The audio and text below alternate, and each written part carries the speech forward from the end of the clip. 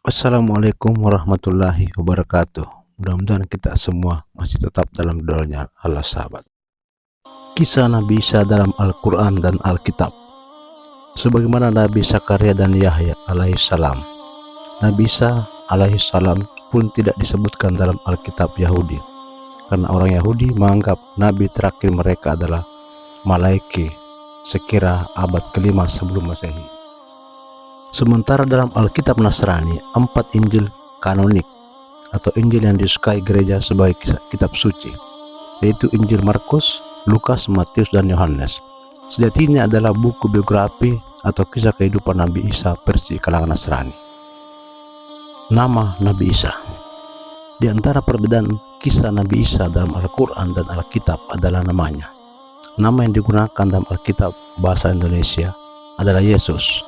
Nama ini berasal dari kata Yunani Yesus, Nov, dan merupakan Yunanisasi, Helenisasi nama Ibrani Yesus. Sedangkan Al-Quran menggunakan nama Isa yang berasal dari bahasa Aram, dialek Galilea, yaitu Isa. Hal ini karena Nabi Isa dibesarkan ibunya Maryam di kota Nazaret, asal kata Nasrani di wilayah Galilea Utara Palestina, dan bahasa Aram adalah bahasa utama penduduk Galilea. Dan orang banyak itu menyahut, inilah Nabi Yesus dari Nazaret di Galilea. Injil Matius 21:11. Sebelum lanjut, jangan lupa subscribe, like, komen, dan share. Nonton sampai habis biar gak gagal paham, nanti salah penafsiran. Pasca hancurnya kerajaan Yahuda tahun 587 sebelum Masehi, dan orang-orang Yahudi mengalami pembuangan ke Babilonia, bahasa Aram menggantikan bahasa Ibrani sebagai bahasa sehari-hari di Palestina. Setelah Alexander yang Agung menguasai wilayah Palestina pada tahun 332 sebelum Masehi, bahasa Yunani Koine menjadi bahasa resmi wilayah tersebut. Kata Koine berarti dialek umum, karena bahasa ini merupakan dialek umum yang digunakan tentara Alexander yang Agung. Ketika Romawi menaklukkan Yunani, bahasa Yunani Koine tetap menjadi bahasa dominan di bagian timur Kekaisaran Romawi, karena bangsa Romawi banyak mengambil dan menggunakan kebudayaan Yunani. Bahasa Yunani Koine bahkan menjadi bahasa asli semua kitab Perjanjian Baru dalam Alkitab Nasrani. Naskah Injil tertua dari abad kedua Masehi berisikan teks yang menggunakan bahasa Yunani Koine, sehingga di masa Nabi Isa awal abad ke-1 Masehi, bahasa utama yang digunakan orang Yahudi di Palestina adalah bahasa Aram dan Yunani Koine. Sementara bahasa Ibrani telah menjadi bahasa eksklusif kaum agamawan yang digunakan untuk ritual keagamaan Yahudi. Nabi Isa sendiri pengguna bahasa Aram dialek Galilea yang berbeda dengan bahasa yang digunakan penduduk Yerusalem. Hal ini tercatat dalam peristiwa penyaliban orang yang diserupakan dengan Nabi Isa. Sementara itu Petrus duduk di luar di halaman. Maka datanglah seorang hamba perempuan kepadanya. Katanya, "Engkau juga selalu bersama-sama dengan Yesus, orang Galilea itu." Injil Matius 26 ayat 69. Tidak lama kemudian orang-orang yang ada di situ datang kepada Petrus dan berkata, "Pasti engkau juga salah seorang dari mereka. Itu nyata dari bahasamu." Injil Matius 26:73. Oleh karena itu, nama yang benar adalah yang digunakan Al-Quran, yaitu Isa, karena nama ini berasal dari bahasa yang digunakan Nabi Isa. Sedangkan nama Yesus adalah Alkitab Nasrani adalah pelafalan Yunani atau Helenisasi dari nama Ibrani dialek Yerusalem yang berbeda dengan bahasa yang digunakan Nabi Isa. Tantangan dakwah Nabi Isa. Alkitab Nasrani menceritakan Nabi Isa mendapat tantangan dakwah dari dua golongan, yaitu kaum liberal Saduki dan kaum tradisionalis Farisi. Kata Saduki terkait dengan akar kata sadak yang berarti benar atau adil, yang menunjukkan gelar bagi orang yang dianggap memiliki otoritas keadilan di masyarakat, yaitu kaum bangsawan di masa itu. Kaum Saduki berasal dari kalangan elit bangsawan dan tuan tanah, jumlahnya minoritas. Mereka menerima filsafat dan budaya Yunani Helenisme sehingga menjadikan pemikiran mereka liberal. Mereka menolak takdir, menolak adanya kebangkitan di akhirat, dan menganggap tidak ada hadiah dan hukuman setelah kematian. Pada hari itu datanglah kepada Yesus beberapa orang Saduki yang berpendapat bahwa tidak ada kebangkitan. Injil Matius 22-23.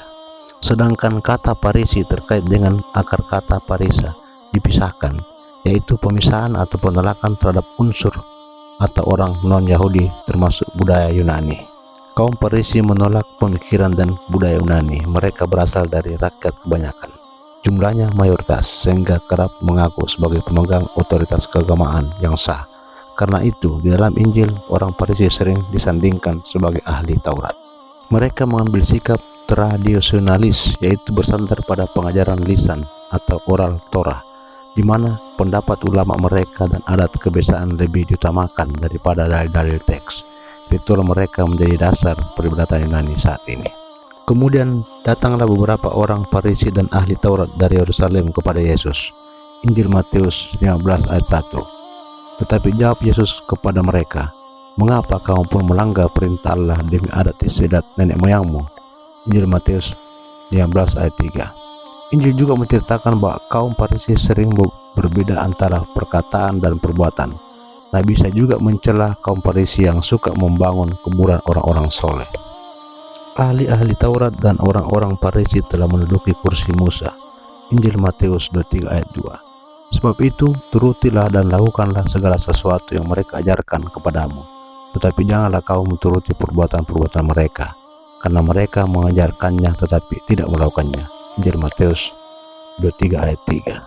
Celakalah kamu, hai ahli-ahli Taurat dan orang-orang Farisi, hai kamu orang-orang munafik, sebab kamu membangun makam nabi-nabi dan memperindah tugu orang-orang soleh. Injil Matius 23 ayat 29. Tantangan dakwah dari kaum tradisionalis dan kaum liberal adalah pola yang sering berulang dalam sejarah. Seperti misalnya Nabi Hud alaihissalam yang menghadapi kaum tradisionalis yang menjadikan adat kebiasaan nenek moyang sebagai sumber utama kebenaran. Mereka berkata, "Apakah kedatanganmu, Nabi Hud, kepada kami agar kami hanya menyembah Allah saja dan meninggalkan apa yang bisa disembah oleh nenek moyang kami?" Quran Surat Al-A'raf ayat 70. Nabi Hud juga menghadapi kaum liberal yang menjadikan akal sebagai sumber utama kebenaran hingga menolak adanya kebangkitan di akhirat. Dan berkatalah para pemuka orang kafir dari kaumnya dan yang mendustakan pertemuan hari akhirat, serta mereka yang telah kami beri kemewahan dan kesenangan dalam kehidupan di dunia. Orang ini, Nabi Hud, tidak lain hanyalah manusia seperti kamu. Dia makan apa yang kamu makan dan dia minum apa yang kau minum. Adakah dia menjanjikan kepada kamu bahwa apabila kamu telah mati dan menjadi tanah dan tulang belulang, sesungguhnya kamu akan dikeluarkan dari kuburmu? Kehidupan itu tidak lain hanyalah kehidupan kita di dunia ini. Kita mati dan kita hidup, dan sekali-kali kita akan dibangkitkan lagi. Quran Surat Al-Mu'minun ayat 33, 35, dan 37. Juga Nabi Muhammad SAW yang menghadapi kaum tradisionalis yang membuat syariat baru bid'ah, bahira, saibah, wasilah, dan ham berdasarkan kebiasaan nenek moyang. Allah tidak pernah mensyariatkan adanya bahira, saibah, wasilah, dan ham. Tapi orang-orang kafir membuat-buat kedustaan terhadap Allah, dan kebanyakan mereka tidak mengerti. Dan apabila dikatakan kepada mereka, "Marilah mengikuti apa yang diturunkan Allah dan mengikuti Rasul," mereka menjawab, "Cukuplah bagi kami apa yang kami dapat dari nenek moyang kami," atau mengerjakannya. Apakah mereka akan mengikuti juga nenek moyang mereka walaupun nenek moyang mereka itu tidak mengetahui apa-apa dan tidak pula mendapat petunjuk? Quran Surat Al-Maidah ayat 103-104. Nabi Muhammad juga menghadapi kaum yang menolak adanya kebangkitan di akhirat, dan tentu mereka akan mengatakan pula, hidup hanyalah di dunia ini dan kita tidak akan dibangkitkan. Quran Surat Al-An'am ayat 29. Diangkatnya Nabi Isa. Perbedaan lainnya, kisah Nabi Isa dalam Al-Quran dan Alkitab adalah peristiwa penyaliban. Alkitab Nasrani menyatakan bahwa yang disalib adalah Nabi Isa. Namun, Alkitab sendiri juga menceritakan bahwa rombongan orang yang hendak menangkap Nabi Isa tidaklah mengenalinya. Hal ini selain karena peristiwa tersebut terjadi di malam hari, juga karena Nabi Isa bukan penduduk asli Yerusalem. Judas bahkan sampai harus mencium orang yang diserupakan dengan Nabi Isa untuk menandainya sebagai orang yang harus ditangkap. Orang yang menyerahkan dia telah memberitahukan tanda ini kepada mereka. Orang yang akan kucium itulah dia, tangkaplah dia. Injil Matius 26 ayat 48. Judas sendiri berasal dari Keriot, kota ujung selatan Palestina, sehingga dia adalah salah satunya dari 12 murid Nabi Isa yang tidak berasal dari Galilea. Judas baru bergabung dengan Nabi Isa selama 3 tahun sebelum peristiwa penyaliban. Saat hendak disalib, orang yang diserupakan dengan Nabi Isa juga menyerukan ungkapan penderitaan akibat beratnya rasa sakit yang ia rasakan. Kira-kira jam 3 berserulah Yesus dengan suara nyaring, "Eli, Eli, lama sabachthani." Artinya, "Allahku, Allahku, mengapa engkau meninggalkan aku?" Injil Matius 27 ayat 46. Ungkapan ini menjadi bukti bahwa tidak mungkin Tuhan akan bersuruh mengeluh kepada Tuhan karena merasa ditinggalkan. Ungkapan ini juga tidak keluar dari seorang nabi yang tahu bahwa Allah tidak akan meninggalkannya. Namun ungkapan ini keluar dari manusia yang terkejut betapa berat penderitaan yang harus dirasakannya ketika dia bersedia menjadi orang yang diserupakan dengan Nabi Isa. Sementara Al-Quran menyatakan bahwa yang disalib adalah orang yang diserupakan dengan Nabi Isa. Dan karena ucapan mereka, sesungguhnya kami telah membunuh Al-Masih, Isa putra Maryam, Rasul Allah, padahal mereka tidak membunuhnya dan tidak pula menyalibnya. Tetapi yang mereka bunuh adalah orang yang diserupakan dengan Nabi Isa. Tetapi Allah mengangkat Isa kepadanya. Allah Maha Perkasa, Maha Bijaksana. Quran Surat An-Nisa ayat 197 dan 198. Ibnu Katsir dalam kitab tafsirnya mengutip riwayat dari Ibnu Abbas radhiyallahu anhu bahwa di malam hari saat hendak ditangkap, Nabi Isa berkata pada murid-muridnya, "Siapakah di antara kalian yang mau dijadikan sebagai orang yang serupa denganku, lalu ia akan dibunuh sebagai gantiku, maka kelak dia akan bersamaku dalam satu tingkatan di surga nanti." Maka berdirilah seorang pemuda yang paling muda usianya di antara yang ada. Lalu Isa berkata kepadanya, "Duduklah kamu." Kemudian ia mengulangi lagi kata-katanya kepada mereka. Pemuda itu berdiri lagi mengajukan dirinya. Maka Isa berkata, "Duduklah kamu." Lalu ia mengulanginya lagi sampai 3 kali kata-katanya itu. Maka pemuda itu juga yang berdiri, saya berkata, "Aku bersedia." Akhirnya Isa berkata, "Kalau memang demikian, kamulah orangnya." Maka Allah menjadikannya serupa dengan Nabi Isa.